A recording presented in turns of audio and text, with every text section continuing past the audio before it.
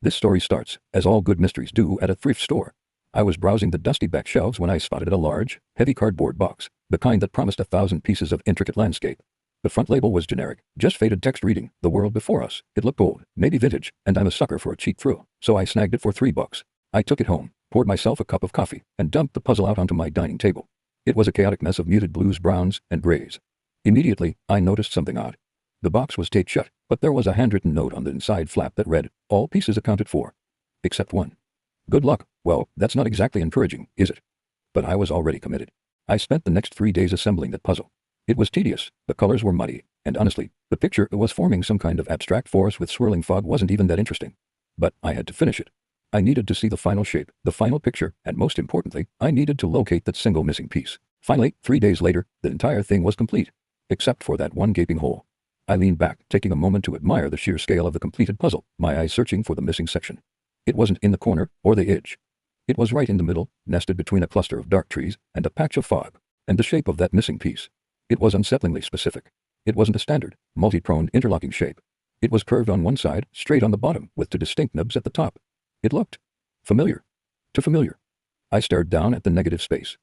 I felt a chill run up my spine because, looking at that empty spot, I realized exactly what shape was missing. That piece was shaped exactly like the silhouette of my own head and shoulders, if I were bent slightly over the table. I tried to shake off the weird feeling. It's just a coincidence, I told myself. A random shape. It just happens to resemble a human profile. I taped the whole thing to a piece of poster board and leaned it against the wall, thinking I'd solved the mystery, or at least finished the puzzle, minus the single flaw. That night, I woke up suddenly, not from a bad dream, but from a profound, terrifying sense of likeness. I sat up in bed, heart pounding, and realized I was completely disoriented. I reached up to rub my eyes, but my hand hesitated before it reached my face. Something was wrong. Terribly wrong. I rushed to the bathroom, flipping on the harsh light, and looked into the mirror. Everything was there, my eyes, my nose, my mouth, but as I stared, I felt an intense, sickening realization.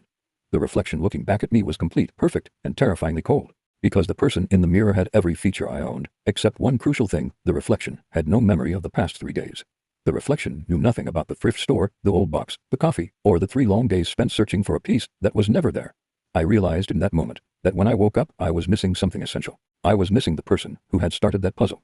The puzzle wasn't missing a piece, I was. And the final piece had just finished fitting into place on my dining room table. Now, I look at the puzzle every morning. The blank space is still there, but every time I look at it, the shape seems to shift, slightly changing to match the person who is currently looking at it. Be careful what old junk you buy, folks. You might pay more than you bargained for. Hit that like button and subscribe if you want more creepy tales like this. Thanks for watching.